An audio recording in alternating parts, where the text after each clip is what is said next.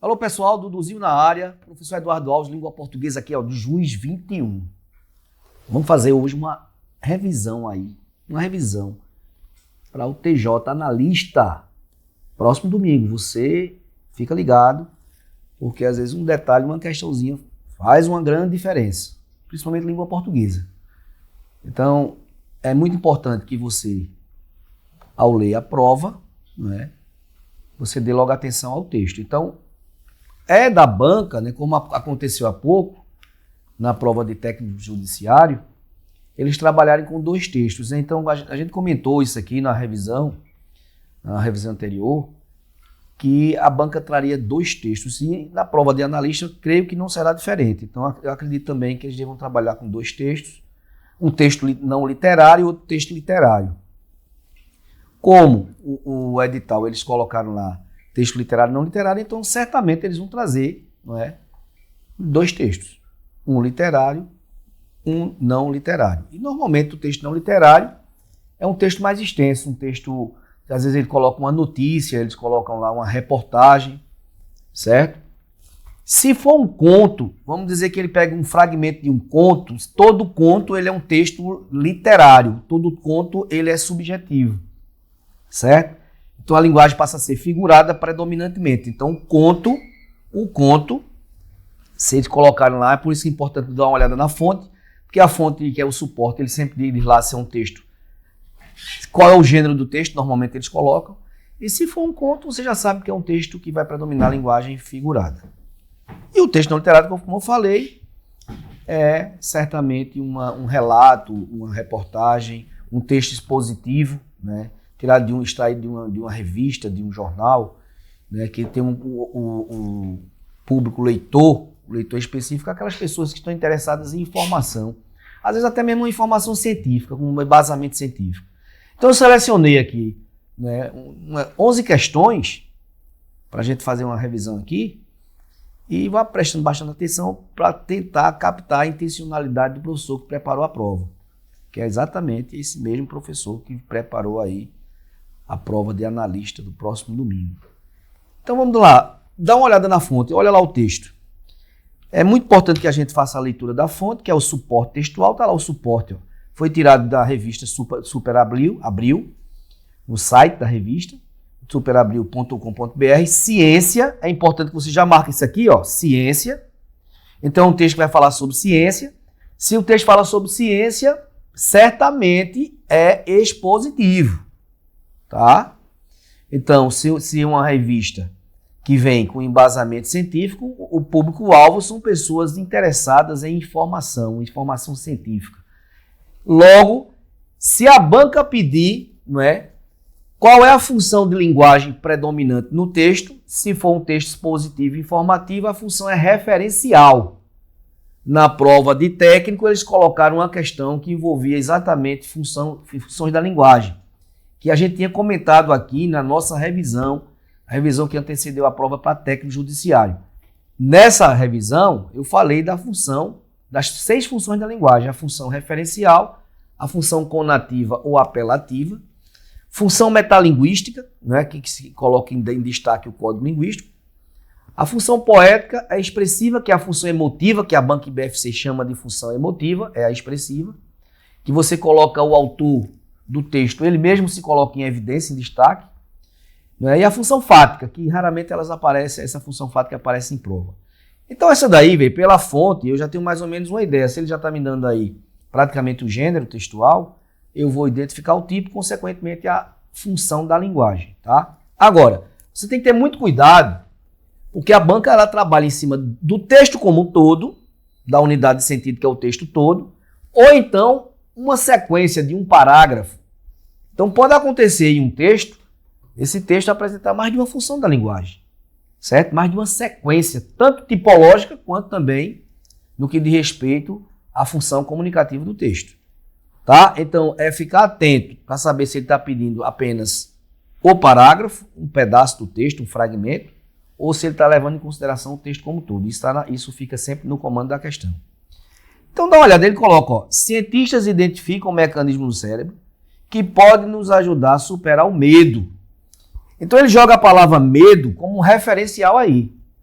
tá? O acesso 12 de fevereiro de 2025 é um texto adaptado. Então veja que o acesso foi há pouco tempo. Isso é um texto que foi produzido, essa prova aí, nessas questões aí, foram deste ano. Então todas essas questões aí foram vivenciadas agora em 2025. Então são questões quentes, tá? Você fez a prova, você que fez a prova aí, não é para técnico, a prova de analista ela não vai fugir muito daquele padrão. Não vai fugir, tá? A estrutura será praticamente a mesma, a forma de pedir também. Só que é o seguinte, são 10 questões e aí você tem que fazer de tudo para acertar as 10 questões, certo? Não pode vacilar. Então vamos dar uma olhada, é um texto adaptado que é um pedaço apenas. E ele diz o seguinte, ó lá. Vou aqui, destaco o primeiro período, é importante, certo? Diz o seguinte, cientistas identificam o mecanismo do cérebro que pode nos ajudar a superar o medo. Veja que esse é o título que está lá na fonte. No futuro, descobertas como essa podem ajudar a desenvolver tratamentos para fobias, ansiedades e estresse pós-traumático. Entenda, ele já começa a conversar com o leitor. O coração acelera, os músculos contraem, você, aí eu venho aqui e destaco você. O você é um pronome de tratamento, que é utilizado para pessoas íntimas. Muitos autores utilizam o pronome de tratamento você dentro de um texto expositivo com o objetivo de se aproximar, de criar uma relação de intimidade com o leitor. Isso é uma estratégia. Então fica atento. Então esse você aí, quem é esse você? Professor, você é um pronome de tratamento, é um elemento coesivo. É verdade. Esse elemento coesivo, preste atenção, todos os pronomes são elementos coesivos. Só que o você, quando ele encaixa no texto aí, ele está se comunicando com o leitor. Então esse você é o leitor. E preste atenção, o leitor ele está fora do contexto textual. Ele está fora do texto. Então esse você, eu vou colocar aqui o nome, porque essa banca ela cobra, isso aqui é chamado de deítico. Certo? Então o deítico é um elemento coesivo, tá? Que faz uma retomada textual que se refere a um referente que está fora do texto. Então, no caso, é o leitor. E veja que isso aí ele ganha uma aproximação do leitor. Isso é uma estratégia. Por falar em estratégia, há autores que não utilizam você, mas usam a pergunta. A chamada pergunta retórica. Então, quando o autor ele vem falando, vem expondo, ou até mesmo vem argumentando, depois ele pega e lança uma pergunta. Essa pergunta é para o leitor responder? Não. Quem tem que responder é o dono do texto, é o autor. Só que ele faz isso para atrair a atenção do leitor. Então, isso é uma estratégia também. Então, presta atenção. A banca gosta de trabalhar muito essa questão da estratégia. Muitas vezes, quando ele fala a questão de interpretação do texto, a banca... muitas vezes o candidato faz, eu vou ler e vou fazer a interpretação. Só que essa banca, ela praticamente todas as provas aí, nas provas recentes, ela vem trabalhando da estrutura textual, a estrutura do texto, né? A estratégia que o autor utiliza, bem como a coesão textual. Então ela quer que você tenha, né? Você conheça e tenha essa afinidade com a estrutura do texto, não apenas a questão semântica. Então vê. Se é um deito, que é um elemento coesivo, eu vou colocar aqui, esse você aqui, o referente dele, eu vou colocar referente, o referente é um substantivo, este referente aqui, não é, ele chama de, faz parte de uma referência esofórica. Anota isso, nome. Então a referência esofórica é o referente que está fora do contexto textual. Então, quando ele usa o você, é de maneira estratégica. Então, as estratégias que eu falei, uso do você, frases interrogativas, né? Essas frases que chamam a atenção do interlocutor. Aí vem o uso também de pronomes pessoais não, de verbos na primeira pessoa. A inclusão do autor, quando ele usa nós. Então, quando ele usa nós, isso é uma forma estratégica também, porque ele também está participando junto com o leitor, ele participa da situação, certo? Então, ó, o uso do você, a estratégia retórica, que são as perguntas que o autor eles fazem, né, para ganhar a adesão do leitor, e verbos na primeira pessoa do singular ou do plural, principalmente do plural, porque aí ele se inclui e inclui também o leitor, certo? Então são essas três formas de estratégia. Falou em estratégia, fica atento a isso. Aí ele continua. Ele diz assim: o coração acelera, os músculos contraem, você começa a sentir arrepios e a necessidade de respirar cada vez mais rápido.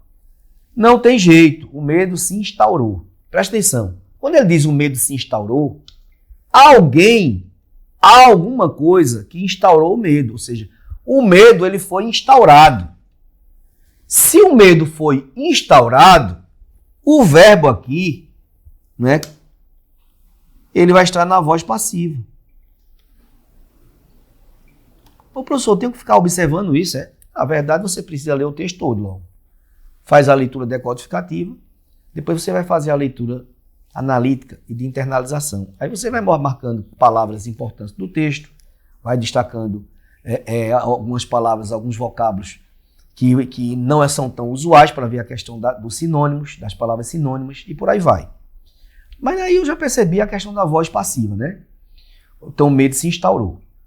Tudo isso é cortesia, sobretudo, da adrenalina e do cortisol, hormônios liberados em doses cavalares ao menor sinal de ameaça. O medo é uma reação de sobrevivência que nos acompanha desde os primórdios. Veja que o autor ele se envolve aí também, né? Está se incluindo também no texto. Quando nossos antepassados neandertais precisavam escapar de algum animal, era necessário que tivesse energia suficiente para se salvarem. No momento em que o pavor é sentido, o sangue, cheio de glicose, flui do coração para os membros para que seja possível lutar ou fugir. Apesar do benefício evolutivo, muitos medos, veja que a palavra medo é um referencial do texto. O texto todo vai girar em torno da palavra medo. Então, na prova, no próximo domingo, é importantíssimo que você identifique quem é o referencial do texto, porque o texto vai girar em torno dessa palavra. E, consequentemente, as perguntas que estiverem relacionadas ao texto irão girar em torno desses referentes. Fica ligado aí. Aí ele continua. Muitos medos acabam atrapalhando nosso dia a dia atualmente, a não ser que fugir de um grande felino faça parte de sua rotina. Por exemplo, para quem vive no meio da cidade de São Paulo, medo de grandes estrondos impossibilita uma vida normal. Abre aspas. Os humanos nascem com reações instintivas de medo, como respostas a ruídos altos ou objetos que se aproximam rapidamente. Escreve Sara Medeiros, pesquisadora associada do RUFLAB. No entanto, podemos anular essas respostas instintivas por meio da experiência, como crianças aprendendo a gostar de fogos de artifício em vez de temer seus estrondos altos. Aí ele coloca uma supressão textual aí. Aí dá sequência. Desaprendendo a ter medo. Junto de pesquisadores da Universidade College em Londres, Medeiros analisou a resposta de camundongos quando apresentados a uma sombra em expansão em cima de suas cabeças, que simulava a aproximação de um predador aéreo. Inicialmente, os bichinhos ocorriam para se esconder em um abrigo, mas, depois de algumas rodadas de teste, que não apresentavam nenhum perigo, os ratos aprenderam a manter a calma em vez de fugir. Essa reação criou o modelo que os cientistas usaram para estudar as fases de supressão de medos. A hipótese da equipe era que o cantinho do cérebro, chamado núcleo geniculado ventrolateral, era responsável por essa supressão. Estudos anteriores mostravam como essa área conseguia rastrear o conhecimento de estratégias antigas de ameaça, e suprimir reações de medo. Sabendo disso, os cientistas buscaram descobrir se essa via neural também tinha a função de desaprender o medo de uma ameaça. Outra supressão de texto, e aí vem logo a fonte. Então, esse é um texto adaptado, porque ele pegou só um pedaço. Dá para perceber que o referencial do texto gira em torno da palavra medo, não é? Então, professor, isso é um texto literário ou não literário? Aí eu já vou colocar aqui ao lado. Ó, texto predominantemente não literário. Porque as palavras, elas não aparecem aí no sentido, predominantemente no sentido figurado, não. Então, se isso é um texto não literário, a função de linguagem, eu vou colocar aqui, vamos colocando aí, função de linguagem, essa aqui, ó, referencial. É chamada de função referencial, é chamada de função denotativa, também chamada de função expositiva ou informativa, tá no mesmo. Então, quando o texto foi escrito na terceira pessoa, certo? Com objetividade, com clareza, veja que são características do texto não literário. Clareza, objetividade, verbo na terceira pessoa. Professor, esse verbo aí, o texto, ele usou verbos na primeira pessoa, porque ele usou de forma estratégica para se aproximar do leitor. Foi uma estratégia também que ele usou, além do você, certo? Só que o que vai predominar é a função que? Referencial. Função de linguagem é a função referencial. Ok? Linguagem. Linguagem denotativa real. Literal. Pronto, feito isso, eu já tenho como partir para responder as questões. Não espere que a primeira questão seja uma de interpretação do texto. Pode ser que não seja. Como assim, professor? Ele não vai colocar o texto? Sim. Mas aí ele pede para você fazer a leitura do texto. Na primeira questão ele já joga uma de gramática. E é assim, a banca ela mistura. Então o que é que você tem que fazer? Faz a leitura do texto, tá? Como você internalizou, tá com o texto na mente, você imediatamente vai procurar as questões que são de interpretação do texto. E aí você vai e faz logo, para depois ir respondendo as de gramática. Certo? Então veja. Questão da logística na hora da prova, eu sempre digo aos meus colegas, eu digo, ó, às vezes o aluno ele é muito estudioso, tá? Mas ele não sabe fazer prova, ele não sabe responder prova. E se ele não sabe responder prova, a probabilidade de classificação é mínima, certo? Por quê, professor? Existe aquele aluno, não é, que não gosta de resolver questões, ou que não, até mesmo por falta de tempo, ele acha que vendo a parte teórica, ele vai dominar o concurso. Não é bem assim. Concurseiro, para passar em concurso, tem que resolver questões. Certo? Porque a partir do momento que você resolve questões, você está criando sua logística também. Na última prova aí do TJ, da prova de técnico, né, muitas críticas em relação ao tema da redação, a discursiva. E, por sinal, também eu faço uma crítica a isso. Eu acho que foi muito errado. Apesar que o edital tinha colocado lá que eles iam abordar, né, temas da área jurídica, só que da forma tão específica como foi colocado, eu acho que aquela prova ali ela não foi para nível médio, certo? Foi uma prova que foi direcionada para o pessoal de direito mesmo, tá? Então, assim, aqueles candidatos que fizeram aquela prova, né, que não é da área de direito, certamente não se saiu bem. Porque como foi um tema muito específico, dificultou, não é, com certeza, o desenvolvimento da discursiva. Ok? Então, veja bem, voltando aqui. A primeira questão dessa prova da IBFC diz o seguinte, ó. Embora trate do resultado de um trabalho técnico, está aqui dizendo aqui, o texto busca estratégias de aproximação com o público leitor. Está aqui, como eu disse. São 3 tipos de estratégia de aproximação com o leitor. Pergunta retórica, uso do deítico, que é o você, se referindo ao leitor, e a presença da primeira pessoa do plural. Então, essas três possibilidades aí, não é? Isso pode aparecer na prova lá no domingo. Então, se ele já sabe, ele afirma aí que são estratégias, né? Uma dessas estratégias já está na cara, a gente já resolveu essa questão. Letra A, ausência da indicação de efeitos físicos do medo, impedindo a identificação. Não é.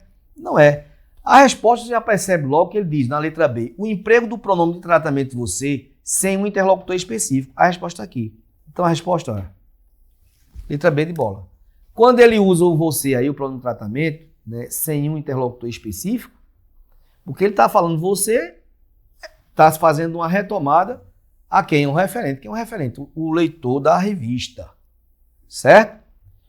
Então, se quem estiver lendo o texto for Maria, o referente é Maria. Se for José, o referente é quem? José. Então, sem um interlocutor específico. Ele abre, ele é abrangente. Mas isso é de forma estratégica para ganhar a adesão do leitor, a participação do leitor. Na terceira, ele fala, a referência precisa a quantidade de 2 tipos de hormônio, o hormônio da adrenalina e do cortisol. Não, isso está no texto, mas não responde à pergunta que foi feita. Então você tem que ter esse cuidado, porque ele coloca a passagem do texto, sim, mas não contempla lá o comando da questão. E na letra D, o uso exclusivo da linguagem formal a fim de argumentar, de aumentar a credibilidade do conteúdo. Não. Então também essa daí foge, que isso daí não é estratégia que foi utilizada pelo autor do texto. Então a estratégia aí foi exatamente o uso do pronome de tratamento você, o chamado deítico, não esquece o nome. Aí ele chama também de referência deixe, ou seja, uma correferência exofórica, ou seja, fora, fórica do texto, referente fora do contexto textual. Então a resposta dessa primeira questão é uma questão fácil, ele trata da questão da estratégia, então fica ligado. Falou em estratégia textual, aí você vai atrás exatamente disso aí, certo? Desses três formatos que eu comentei. A segunda questão diz o seguinte, ao considerar, né, a oração, o medo se instaurou, aí vem esse se aqui, ó. Muita atenção que o se ele pode ser uma partícula apassivadora, ele pode ser esse nome aqui, ó, partícula apassivadora, certo? Isso aqui. Pode funcionar como índice de indeterminação do sujeito, o se, pode ser índice, pode. Se o se for índice de indeterminação do sujeito, isso aqui, ó, índice de indeterminação,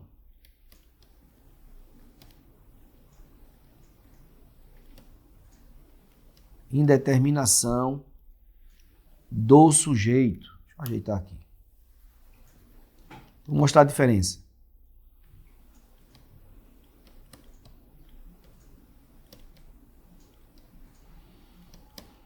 Pode ser um pronome, ó. Pode ser um pronome reflexivo e pode ser um pronome reflexivo recíproco. O que mais, Eduardo? Pode ser uma conjunção condicional. Uma condicional. Só que ele quer essa daí da frase. Ela quer o do texto. Então, o que é que eu tenho que fazer? Vê só. Quando o verbo... A gente viu isso aqui durante nossas aulas aqui no Juiz 21. Quando o verbo for transitivo indireto, intransitivo ou de ligação, isso aqui, e aparecer o se antes ou depois do verbo, esse se aqui será chamado de índice de indeterminação. Indeterminação do sujeito. Então quer dizer que quando o verbo for transitivo indireto, intransitivo ou de ligação, o se é um índice de determinação do sujeito. E a voz é ativa, viu? Voz ativa. Quando o verbo for VTD, o que é VTD, Eduardo? Verbo transitivo direto. Ou quando o verbo for VTDI, isso apareceu na prova de técnico judiciário no último domingo. Professor, então não vai aparecer mais na prova de analista? Com certeza vai sim. Então eles não deixam de trabalhar essa questão de transitividade verbal, não. Você tem que saber, tem que dominar isso aí. E na prova do domingo eles trabalharam duas questões envolvendo isso. Né? Trabalha a questão de regência, transitividade. E regência é transitividade. Então, ó, quando o verbo for VTD ou VTDI e aparecer o pronome se, o se a gente chama de partícula apassivadora. Apassivadora. Ou seja, a frase apresenta sujeito.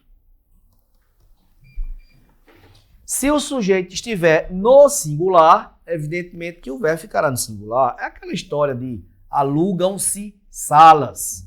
Salas são o quê? Alugadas, certo? Voz passiva. O sujeito sofreu ação. Então, quando eu digo alugam-se salas, esse se é uma partícula passivadora. Por que, Eduardo? Porque o verbo é transitivo o quê? Direto. Quem aluga, aluga algo. VTD vai exigir um objeto direto. Como aparece o se, aí o se é para indicar para o leitor que ali ele está na voz passiva. E o que era objeto direto, na ativa, se transforma em sujeito. Então, alugam-se salas, salas passa a ser o sujeito. É o mesmo caso desta frase acima. Dá uma olhada lá. Passa lá, Beto. Passa lá, Júnior. O medo se instaurou. O medo se instaurou. Ou seja, durante a leitura, eu até tenho comentado, eu disse, alguém instaurou o medo. Esse medo foi instaurado por alguma coisa, por alguém. Então, a gente percebe que o verbo instaurar, ele é um verbo transitivo direto. Porque quem instaura, instaura algo. Então, se o verbo é transitivo direto, esse se aqui, ele não vai ser índice. Ele será uma partícula apassivadora. Pode responder aí. Se o se aqui é uma partícula apassivadora, então a resposta qual é? Letra C. Porque ele diz, nota-se que o vocábulo se confere à ação verbal um sentido de quê? Um sentido de passivo, paciente. Então aí a voz é passiva porque o sujeito está sofrendo a ação. Então fique atento, porque muitas vezes esse tipo de questão aí, usando o se, seja o se índice, seja partícula passivadora, isso aparece, né, em questões de concordância. Então, tanto ele pode trabalhar isso numa questão que envolve concordância verbal, como também uma questão de transitividade e regência. Então, você tem que ficar bem atento a esse se. Ok? Dá uma olhada lá. Então, eu coloquei um exemplo aqui de partícula passivadora quando a gente fala alugam-se. Então, alugam-se salas. Eu digo que salas são alugadas. Um exemplo dessa com índice de indeterminação do sujeito. Quando eu digo assim, deixa eu colocar aqui em cima. Quando eu digo assim, precisa-se de operários. Veja que eu coloquei o verbo acompanhado do se aqui, ó. Mas o verbo ele é VTI. Quem precisa, precisa de alguém, de alguma coisa. Logo, esse se aqui, ele é índice de indeterminação do sujeito. Este danado deste verbo só pode ficar no singular. Se eu colocar este verbo para o plural, eu cometo um erro de concordância. Certo? Então, a resposta passiva. Ok? Se fosse índice, seria a letra A. Índice indeterminado. B, reflexivo. Quando é que acontece reflexivo? Quando você, o sujeito, ele pratica ação e sofre. Se eu disser assim, Eduardo cortou-se. Quem foi que se cortou? Eduardo. Praticou a ação e recebeu. Tá? Recíproco. É a mesma coisa do reflexivo. Só que o recíproco eu preciso de duas pessoas praticando a ação e recebendo. Então, se eu disser assim, Lúcia e Eduardo cumprimentaram-se. Praticou a ação e sofreu quem? Os dois. Aí é uma reflexiva. Ok?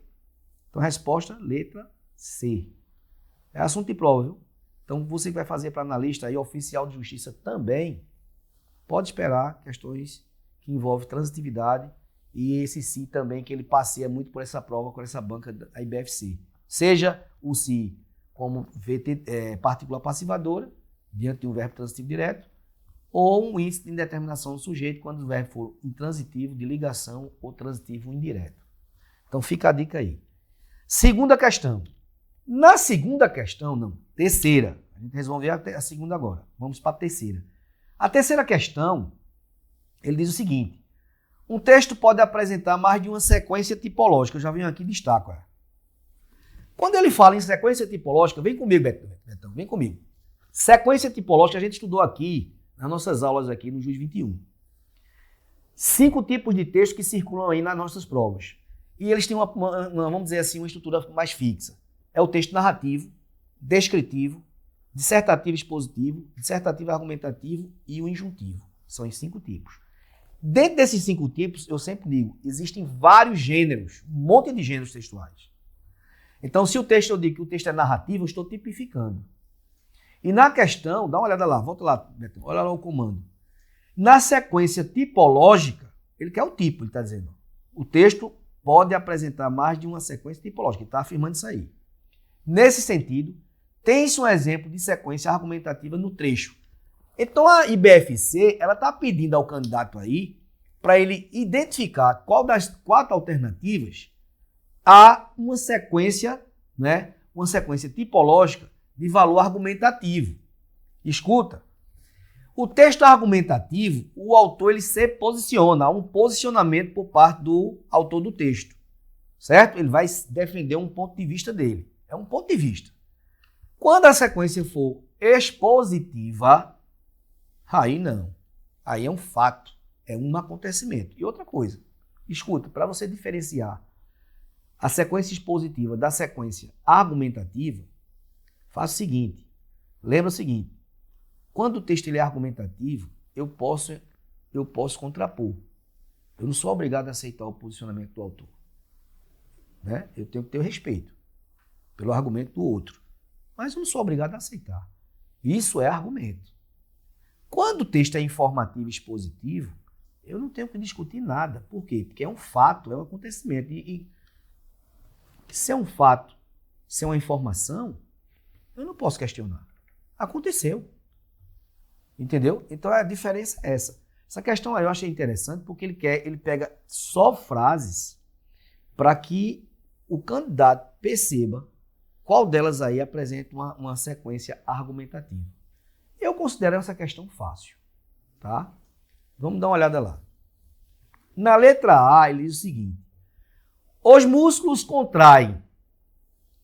Você começa a sentir arrepios e a necessidade de respirar cada vez mais rápido. Quando ele diz os músculos contraem, ele está apontando um acontecimento, algo que ocorreu. Então, essa sequência, o autor ele não se posiciona. Ele está expondo aí. Então, essa letra A aqui, eu já descarto. Não é a resposta. Não pode ser. Certo? Na B, ele diz: o medo é uma reação de sobrevivência que nos acompanha desde os primórdios. Nesse caso aí, ele fala sobre o medo. Eu posso identificar uma sequência metalinguística aí, função metalinguística. Esse trechinho aí, quando ele diz que o medo é uma reação de sobrevivência, que não é, ele está definindo o que é o medo. Certo? Então veja, se ele define o que é o medo, ele está usando a metalinguagem, consequentemente a função referencial também. Não existe sequência argumentativa aí, é informativa. Na letra C, no momento em que o pavor é sentido, olha só, o sangue cheio de glicose flui do coração para os membros. Ele está pontuando aí uma informação. Só sobrou a letra D. Na letra D, que certamente é a resposta, ele diz o seguinte: apesar dos benefícios involutivos, muitos medos acabam atrapalhando nosso dia a dia atualmente. Quando ele diz muitos medos acabam atrapalhando, isso é na visão dele. eu posso chegar e dizer assim, não acho que atrapalha. Então, se eu tenho como contrapor, é porque isso é argumento. Entendeu aí? Então, na prova do domingo, pode aparecer uma dessa questão. Certo? Pode aparecer uma dessa. Então, eu não vou ficar surpreso se eles jogaram uma questão assim, nesse formato. Não vou. Então, a resposta, a sequência argumentativa, realmente aparece na letra o quê? D. Ficou claro? Então, veja. Dentro de um texto podem existir várias sequências tipológicas. Várias. Vai depender da intencionalidade do autor. Agora, as bancas hoje dos concursos, IBFC, Fundação Carlos Chagas, Sebrasp, Sesgran Rio, né? Enfim, FGV, que é a prova de português da FGV, é uma prova que você fica olhando assim, que danado é que ele quer. Certo? É uma prova meio maluquinha, tá? É bem interessante, assim, ela trabalha muito essa questão da interpretação mesmo, da inferência do texto, o que está subentendido. Então é uma banca perigosa. Essa banca da IBFC, não. Veja, até a prova do último domingo, do técnico judiciário, a prova de língua portuguesa foi uma prova bem objetiva, com a clareza total. Ela não fugiu de jeito nenhum do padrão, certo? Então, todas as últimas provas, dos 5 últimos anos para cá, bateu certinho com o que ela pediu na prova do domingo. E as questões sem contestação, tudo direitinho ali, dentro do que eu estava esperando mesmo. E é dentro do que vai acontecer no próximo domingo na prova de analista, certo? Então, também não creio que seja uma prova que vai complicar. Não, ela é objetiva. Agora, aquela coisa, se você perde uma questão, 2, aí atrapalha, claro, né? Então, a gente trabalhar para resolver todas, com convicção. Outra coisa, pelo amor de Deus, não deixe a redação para fazer por último, não. Muita gente não conseguiu nem terminar a prova, certo? Então, veja, muitos alunos no último dia, a técnica, eu escutando a turma falando, a turma comentando, principalmente no local de prova, que eu estive no local de prova. Né? Eu estive no local de prova. Muita gente. E a turma já saía comentando, né? Que não dava tempo, que não tinha dado tempo, que não tinha conseguido passar o texto todinho a limpo. Vê mesmo. Então, assim, se a redação ela é muito valiosa, né, e faz logo. Te livra logo da redação. E aí parte com tudo para as questões objetivas. Para você cravar e ter sua redação corrigida. Certo? Então, usa a logística certa. Muita gente reclamou do tempo de prova. Eu também achei pouco. Né? Pela especificidade da discursiva. Não é? Uma coisa que eu senti falta na prova foi eles terem trabalhado lá, que estava lá no conteúdo programático, redação oficial. Eles não trabalharam. Mas com certeza deve aparecer, né? Com certeza, com certeza mesmo, não vou dizer que deve não. Com certeza vai aparecer uma questão de redação oficial na prova de analista. Certo? Vamos lá, vou para a próxima questão. Questão 4. A construção, apesar de... Essa questão foi interessantíssima, essa daqui. Muito boa. Isso é uma locução prepositiva. Tá? Terminou com preposição de aí. Apesar de. Porque existe o apesar de, existe o apesar de quê? São diferentes, Eduardo? Semanticamente, não. Semanticamente, eles trazem uma ideia disso aqui, ó, oposição, ó. Um contraste, tá? Uma ressalva. Todas duas. A diferença é morfológica. Porque aqui a gente está diante de uma locução prepositiva. E aqui embaixo de uma locução conjuntiva. O que é locução? Conjunto de palavras que assume o papel de uma conjunção. Locução conjuntiva. Locução prepositiva. Conjunto de palavras que inicia normalmente com preposição e finaliza com preposição. Ou então finaliza com preposição, conjunto de palavras que assume o papel de preposição. Então as duas aí, semanticamente, tem o mesmo sentido. Agora, a resposta está no comando da questão, porque ele fala semântica e morfológica. Dá uma olhada na questão lá, vê. Então ele diz assim, ó, a construção apesar de, no início do terceiro parágrafo, poderia ser substituída conservando-se a equivalência semântica, ou seja, o sentido, e morfológica. Muita gente marcaria essa daí como letra C. Aí ia perder a questão. Perderia a questão. Por quê? Ainda que, semanticamente, indica uma concessiva. A concessiva é uma oposição. O apesar de também é uma concessão, uma concessiva. Certo? Então, apesar de e apesar de que são concessivas. Traz essa ideia de oposição. O ainda que é a mesma coisa. Só que quem marcou a letra C numa prova como essa, quem marcasse a letra C, erraria a questão. Por quê? Porque ele estaria marcando uma locução conjuntiva, ainda que. A resposta está na letra D, quando ele diz a despeito de. A despeito de. Isso é uma locução prepositiva. E essa locução prepositiva tem valor também de oposição. Então, o valor semântico dela é de oposição e, morfologicamente, é uma locução prepositiva, assim como do enunciado da questão. Então, a resposta dessa, ó, letra D. Acerca de, além de, não traz ideia de oposição. Então, quando você diz, apesar de estar, né, vamos lá assim, cansado, foi, né, a festa, dançou bastante. Então, é uma ideia contrária, oposta. Então, fica atento.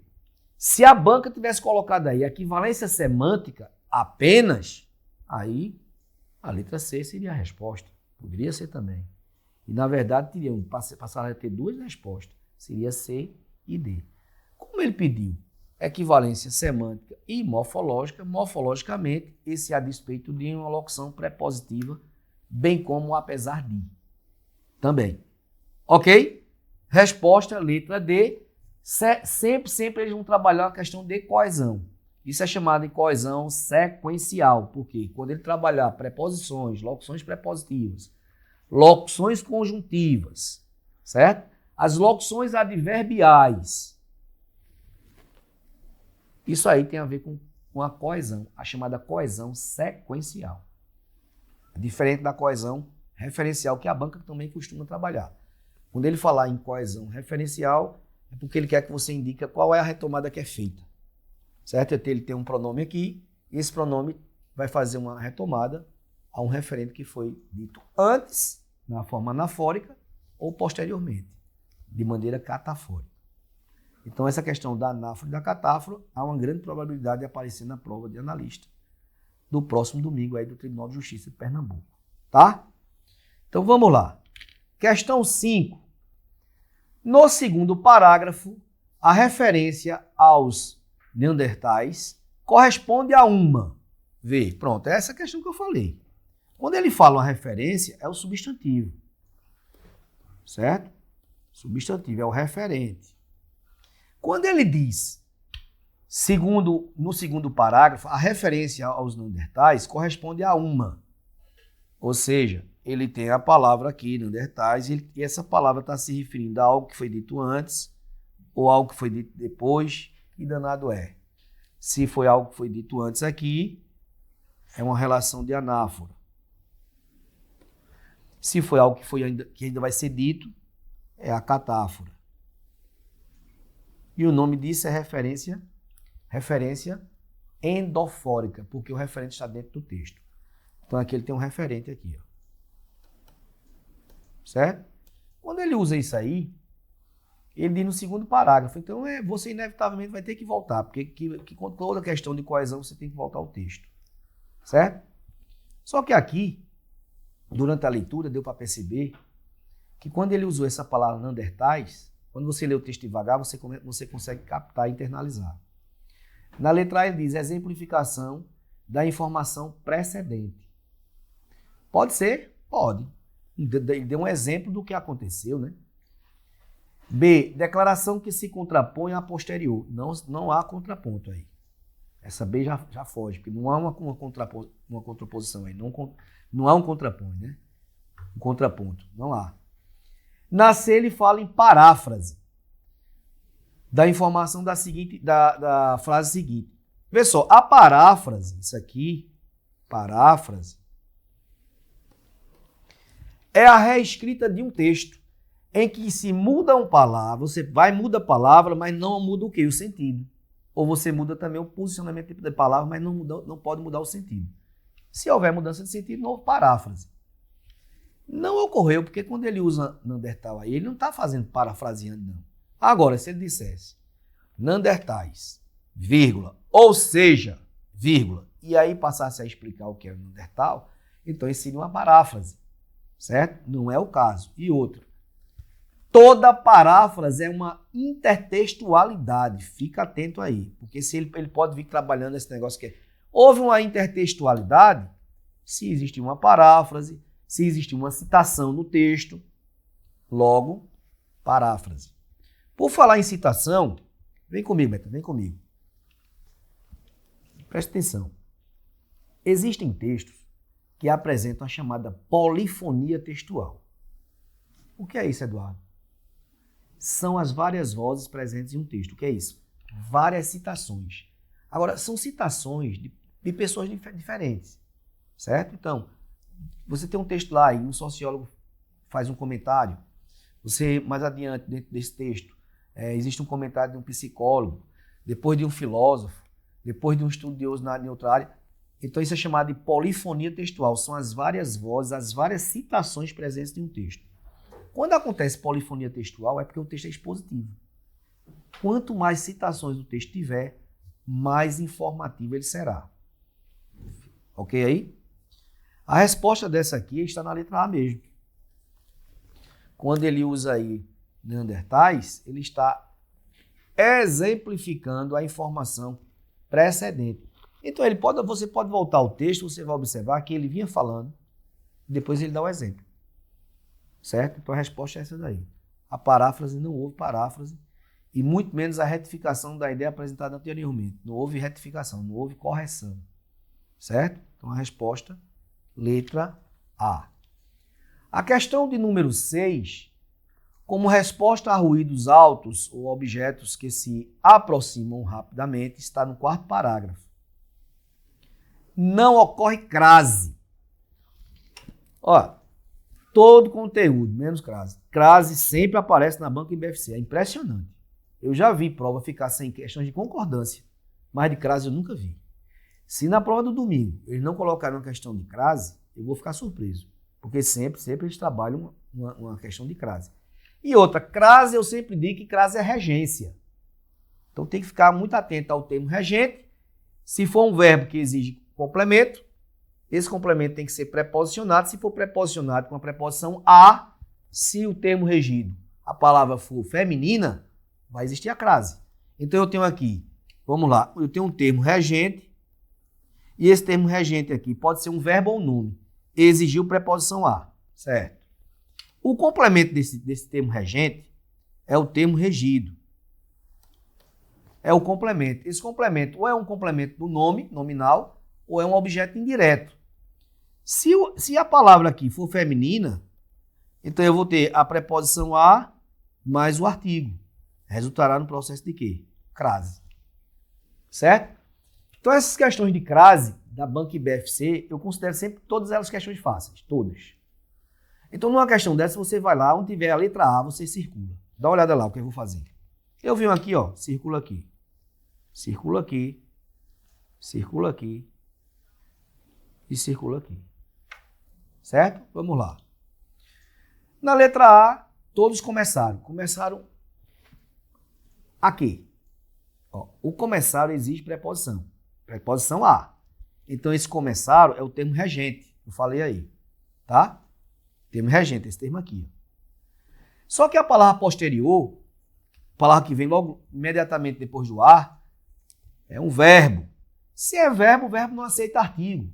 Logo, eu não posso usar crase. Então, essa daqui já não pode ser resposta. Entendeu aí? Antes de verbo, nunca crase. Nunca usa crase. E verbo no infinitivo, principalmente. Na letra B, ele diz: temia o barulho do motor. Do motor a óleo. Se você observar, a palavra que vem posteriormente à letra A, imediatamente é a palavra óleo. E palavra óleo é uma palavra masculina. Não vai ter crase. Pode tirar aqui. Então, A e B você já descarta. Se a palavra posterior for masculina, no caso aí passa a ser uma locução aí, né, adverbial masculina, nada de crase. Locuções adverbiais femininas, que essa banca gosta muito de usar. À direita, à esquerda, à frente, à vista. Crase. Certo? Locuções prepositivas femininas. A moda de, a procura de. Crase obrigatória.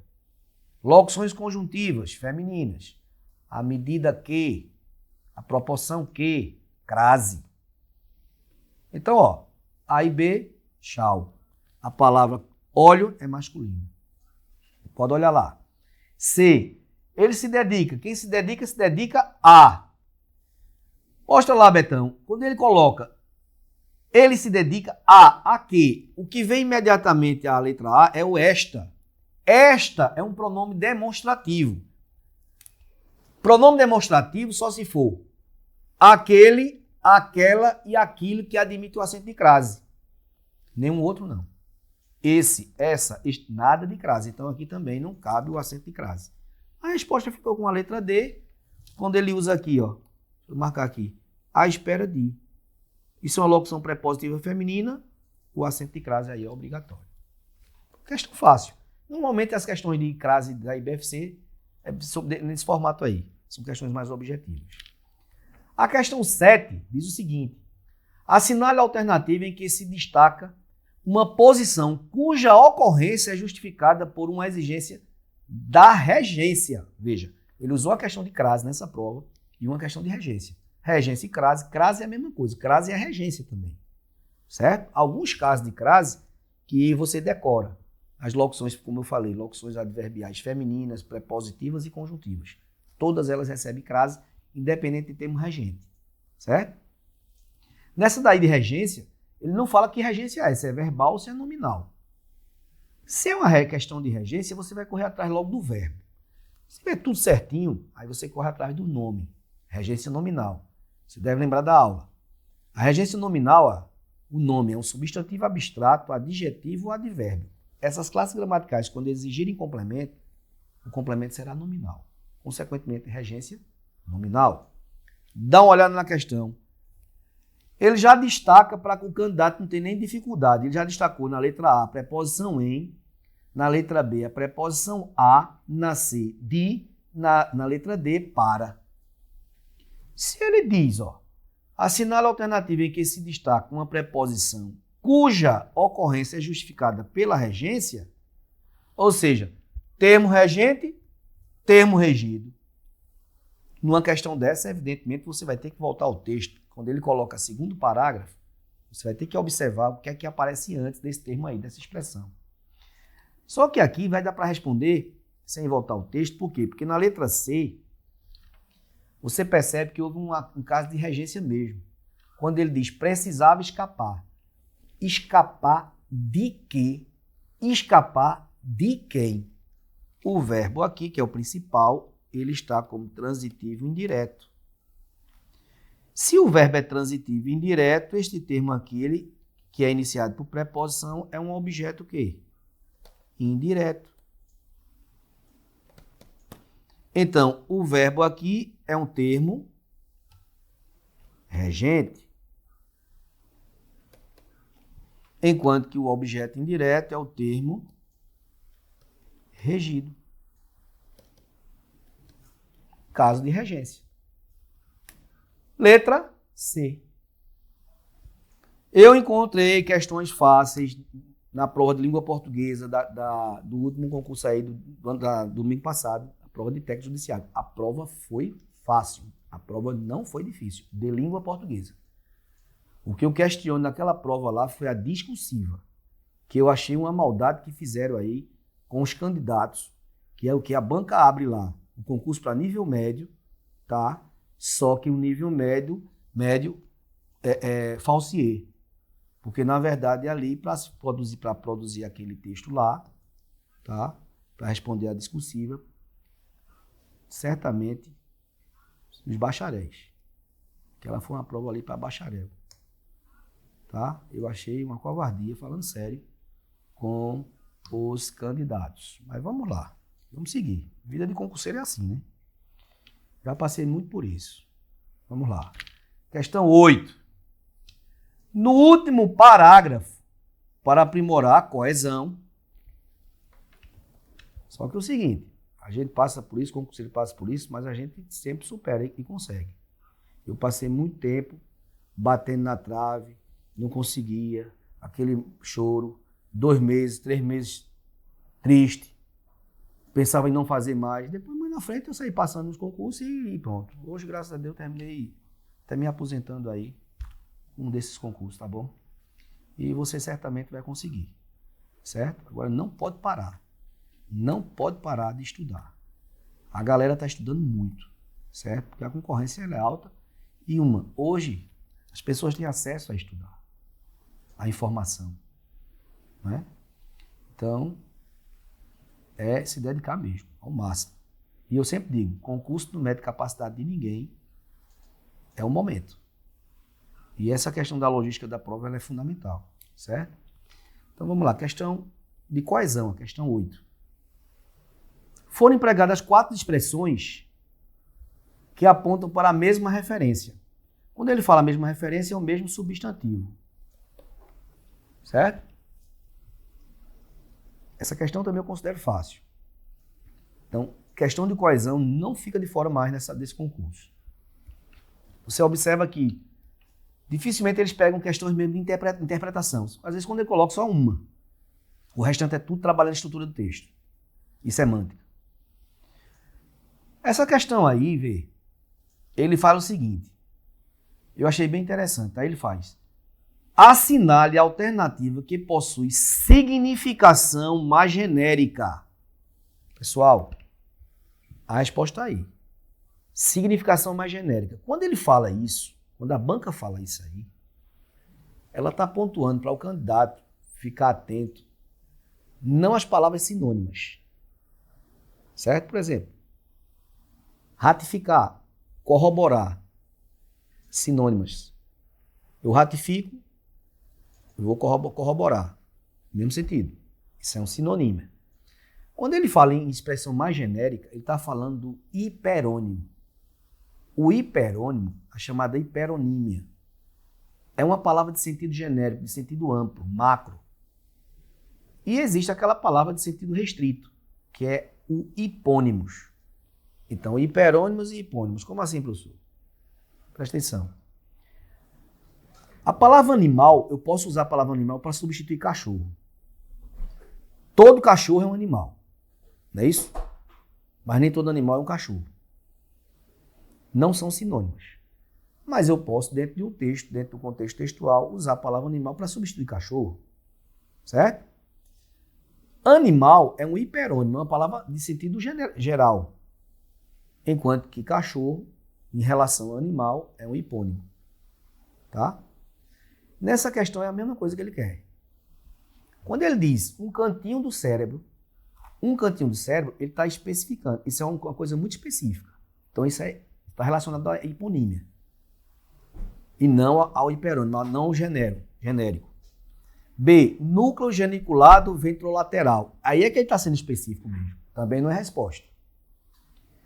Na letra C, ele diz essa área. Quando ele fala essa área, a palavra área é uma palavra de sentido amplo, genérico. A resposta é essa. Na letra B, D, essa via neural. Quando ele diz essa via neural, ele também está especificando. Então, ó, essa via neural, núcleo geniculado ventrolateral, cantinho do cérebro, tudo isso aí são palavras que podem estar relacionadas à área, a palavra área. E a palavra área é uma palavra de sentido genérico, consequentemente, área a gente chama de hiperônimo. Palavra de sentido genérico. Gostei dessa questão boa, tá? É uma questão que ele trabalhou coesão, não é essa relação de sentido aí, essa relação de semântica, certo? Então, não confundir sinonímia com essa relação entre as palavras hiperônimas e hiparônimas, ok? Então, tem que ter muito cuidado ao comando da questão. Quando o candidato erra a questão, é porque ele não entendeu, ele não conseguiu entender o comando. E aí termina errando. Não é o seu caso, certo? Eu quero que tenha muita atenção para acertar na prova no domingo. Questão 9, um outro texto. Esse texto 2 aí é um texto literário que foi escrito em verso, tá? Isso aqui pode colocar como texto literário. E eu falei, né, durante a revisão, que o texto, a prova, eles iam trabalhar 2 textos. E foi o que aconteceu, o texto literário. E a prova ele colocou lá também um texto não literário e um texto literário. Na prova de técnica, eles trabalharam logo o texto. Um texto literário, depois ele colocou lá um texto não literário. Então, eu acredito que deva aparecer nesse mesmo formato, tá? Homens gloriosos. Aí ele começa, né? Sentei-me sem perguntas à beira da terra e ouvi narrarem-se casualmente os que passavam. Tenham a garganta amarga. Veja que o autor ele está se incluindo. Ele começa já usando a primeira pessoa. Quando há essa inclusão, a função de linguagem é a função expressiva ou emotiva. Preste atenção. Quando o autor ele se coloca em destaque ao escrever o texto, ele se coloca em evidência, então você está diante da função expressiva ou emotiva. Pode aparecer na prova no próximo domingo? Sim. Função de linguagem, mais uma vez, deve aparecer. Então, ó, a função expressiva ou emotiva ela é irmã da função poética. Se isso é um texto literário, texto produzido em verso, e que há uma grande subjetividade nesse texto, certo? O texto poético ele é muito subjetivo. E o texto poético, o autor ele usa, a preocupação dele é com a questão estética. Ele faz o jogo de palavras. Ele procura usar palavras no sentido o quê? Figurado, simbólico, metafórico. Certo? Eu não vou nem ler o texto todo. A gente já sabe que isso aqui é um texto literário. Vamos ver a pergunta, o que é que ele faz. Ó. Ao longo do texto, em relação à colocação pronominal, então preste atenção que essa questão aí, ele não é questão de interpretação. É uma questão de gramática, colocação pronominal. A colocação pronominal é aquela história da ênclise, próclise e mesóclise. A ênclise é o posicionamento natural. A próclise precisa sempre existir uma palavra atrativa antes. Palavra atrativa. A mesóclise, o verbo tem que aparecer no futuro. Futuro do presente ou do pretérito, desde que não exista a palavra atrativa. Essa questão diz o seguinte. Olha, ao longo do texto, em relação à colocação pronominal, houve privilégio da ênclise. Ele está afirmando aí que o texto teve muita ênclise, certo? Só que ele diz, no entanto, no último verso, a próclise foi justificada. Essa questão foi a mais difícil dessa prova. Dá uma olhada lá. Vê o que ele coloca. No último verso, ele fala no último verso, a próclise pode ser justificada. Então ele está dizendo que no último verso, que é esse verso aqui, ó, ocorreu uma próclise, e foi mesmo. Olha o se aqui, que apareceu antes do verbo. Aí, qual a justificativa? Veja só. Se ele colocou aqui antes do verbo, não é na forma proclítica, isso aqui é uma próclise. Ó. Certamente a palavra como é uma palavra atrativa. Isso aqui. Palavra atrativa. Se a gente fizer a leitura do verso anterior, ele diz o seguinte. Nuvens brandas. Corta isso aqui. Se eu cortar isso aqui. Nuvens brandas, como se apagaram de repente. Este como aqui, eu posso substituir por essa palavra aqui. Ó. O quê? Nuvens brandas que se apagaram de repente. Quem foi que se apagou de repente? As nuvens brandas. Então, veja que esse como ele tem valor de que. Ou seja, se ele tem um valor do que, esse que aqui é um pronome relativo. Todo pronome relativo é palavra atrativa. Todas as vezes que aparecer um que, ele vai atrair o pronome oblíquo para a próclise. Então, a justificativa aí é que esse como, ele é o que? Ou seja, ele assume o papel de um pronome relativo e escuta. Todo pronome relativo dá início a uma oração subordinada adjetiva. Sempre, Eduardo, sempre apareceu o pronome relativo, oração subordinada adjetiva. Se tiver entre vírgulas, explicativa. Sem as vírgulas, restritiva. Volta à questão, dá uma olhada lá. Qual é a resposta? Letra A? Não. Pela flexão da forma verbal apagaram? Nada a ver. B. Por constituir uma oração coordenada? A oração coordenada são orações independentes, livres. Não foi o caso. C. Pela presença de uma construção adjetiva. Matou a questão. O que, o como, no caso, o como assume o papel do que, assume o papel de um pronome relativo. O pronome relativo sempre dá início a uma oração adjetiva. Resposta, letra C. A letra D, pelo tom da oração explicitado pelo ponto. Pelo ponto? Que ponto? Ponto final? Ponto de interrogação? Exclamação? Que ponto? Ficou genérico aí. Não é resposta. Letra C. Questão, ó. Muito inteligente essa questão da IBFC. Uma questão que envolveu aí colocação dos pronomes. Aí a questão 10, não é, dessa prova, o emprego das aspas em telefone sem fio. No texto, revela um emprego conotativo. Veja, se o texto que eu falei aqui, esse texto é um texto literário, então ele já está dizendo aí, olha aí, que o emprego é conotativo, ou seja, é uma linguagem figurada. Então você aí que vai fazer a prova para analista, oficial de justiça, fica atento. Por quê? Porque uma questão de figura de linguagem ele vai trabalhar. Sempre ela trabalha uma questão de figura de linguagem. E a IBFC adora personificação, que é chamada prosopopeia, quando você atribui uma característica humana a um ser inanimado. Não é? Se eu disser assim, as paredes, cuidado que as paredes têm ouvido. Ó, se eu estou atribuindo uma característica humana a um ser inanimado, isso é a prosopopeia ou personificação. Só que a banca gosta de prosopopeia, ela gosta muito de hipérbole e gosta também, principalmente, da metáfora. Metáfora e antítese. Antítese são palavras opostas. Nessa daí, quando ele fala telefone sem fio e coloca entre aspas no texto, você vai voltar lá, você vai perceber que isso é o sentido figurado. E esse sentido figurado aí, ele é uma metáfora. Letra B de bola. Hipérbole, é um exagero, não foi o caso. Eufemismo, quando você usa uma palavra para suavizar uma ideia negativa.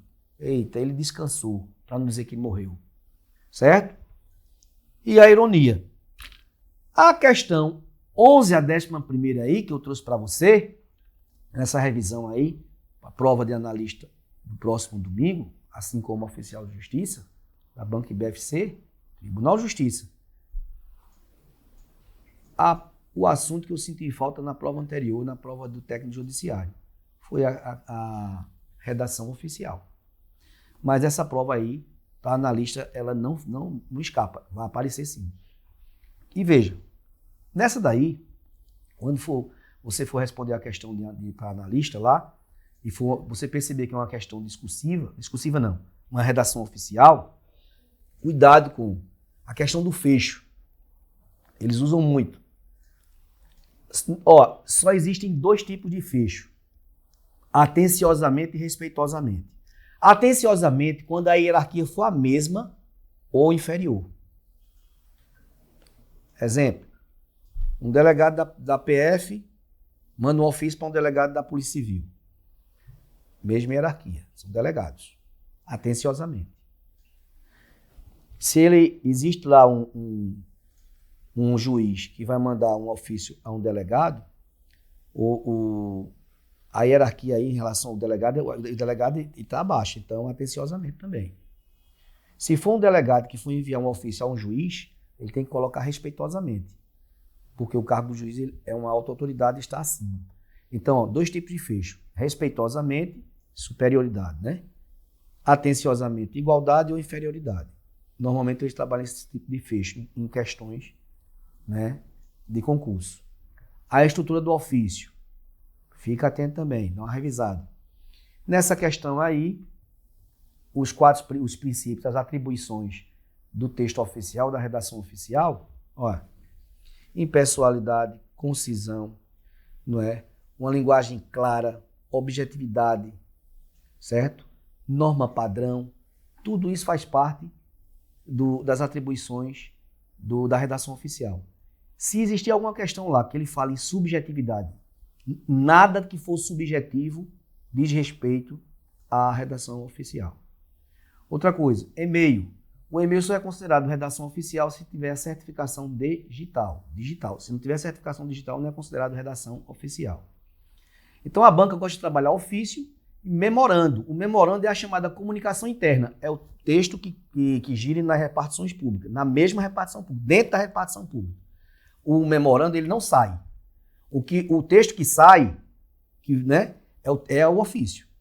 Porque o ofício é a comunicação externa entre repartições públicas distintas ou uma repartição pública e uma privada e o vice-versa.